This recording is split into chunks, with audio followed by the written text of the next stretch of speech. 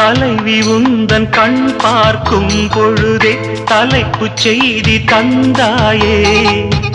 தலைப்புச் செய்தி புரியாமல் தவித்தே தலைப்பை கையில் தந்தாயே. உறங்கும் போதும் உந்தன் பேரை சொல்லி பார்க்கிறேன். உன்னை கண்டு பேசும் போதோ உச்சி வேர்க்கிறேன். இந்த சுந்தர வார்த்தைகள் தந்தது யாரடி உன்னை கேட்கிறேன். உன்னை தொட்ட தென்றல் இன்று என்னை தொட்டு சொன்னதொரு செய்தி. உள்ளுக்குள்ளே ஆசை வைத்து தள்ளி தள்ளி போவதென்ன நீதி.